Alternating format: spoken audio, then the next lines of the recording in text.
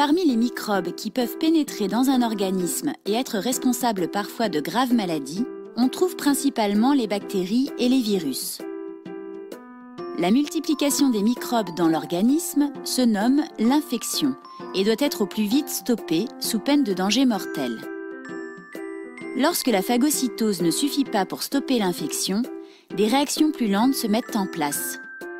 Elles sont assurées par d'autres globules blancs appelés lymphocytes, les lymphocytes B et les lymphocytes T.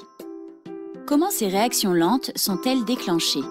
Les lymphocytes sont capables de détecter la présence de molécules étrangères appelées antigènes. Les lymphocytes B reconnaissent les antigènes portés à la surface des bactéries et des virus. Les lymphocytes T reconnaissent les antigènes viraux portés à la surface des cellules infectées par un virus.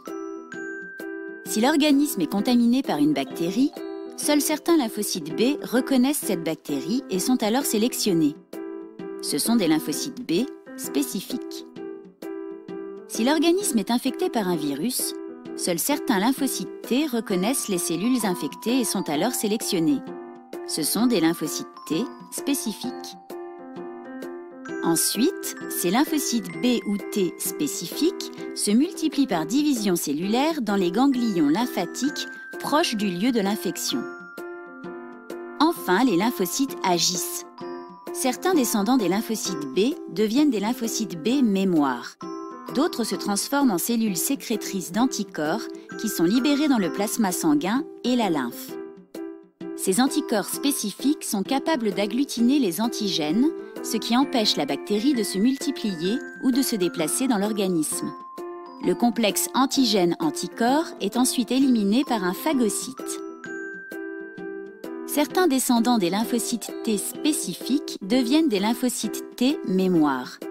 D'autres entrent en contact avec les cellules infectées par le virus et les tuent en perforant leur membrane. Les débris cellulaires sont ensuite éliminés par un phagocyte. Les réactions lentes sont des réactions spécifiques. Elles mettent entre 1 et 3 semaines à être efficaces et permettent généralement l'élimination des micro-organismes.